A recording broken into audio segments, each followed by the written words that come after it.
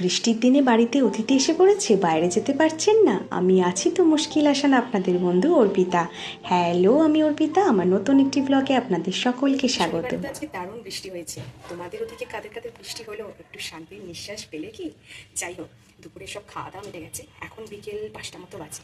মেয়ে আর মেয়ের বাবা তো এখন দারুণ ঘুম দিচ্ছে, মানে ভাত ঘুম যাকে বলে। তো আমি একা একা বোর হচ্ছি। আমি দুপুরবেলা খুব একটা ঘুমোই না, আমার ভালো লাগে না। ছোটোবেলা থেকে আমার একটা এই বদ অভ্যেস, খাওয়া দাওয়ার পর দুপুরে কিছুতেই আমার মা আমাকে ঘুম পাড়াতে পারতো না। তো এখন তো ন্যাচারালি কেউ বলার নেই। এখন আমি কী করি, সময় কাটাই, এদিক ওদিক ঘুরে একটু ছাদে যাই, নিজের যা ভালো লাগা কাজ আছে সেগুলো সেরে ফেলি। তো আমি ভাবলাম বিকেলবেলা ওরা ঘুম থেকে যখন উঠবে আমি কিছু একটা স্ন্যাক্স বানাবো। বৃষ্টির দিনে একটু ভালোই লাগে। ছোটোবেলার দিনগুলোকে খুব মিস করি, জানেন তো বন্ধুরা। আপনারাও নিশ্চয়ই মিস করেন বৃষ্টির দিনে বন্ধুদের সাথে মাঠে ভিজে ভিজে খেলাধুলো করা, শিল কুড়োনো। এখন সেসব কোথায়? তারপর রাস্তার যেদিকে বেশি জল জমবে সেই দিক দিয়ে টিউশন থেকে বাড়ি ফেরা। এখন বারান্দায় বসে সেই কথাগুলো যখন বৃষ্টির দিনে মনে করি, মনটা যেন হু হু করে।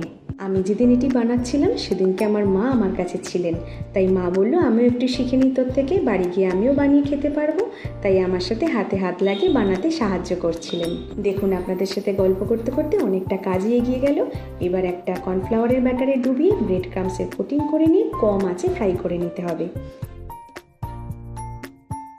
ভালোভাবে ডিপ ফ্রাই করা হয়ে গেলেই গরম গরম পরিবেশন করুন মেয়োনিজ বা টমেটো সসের সাথে। ভিডিওটি ভালো লাগলে অবশ্যই লাইক কমেন্ট করবেন।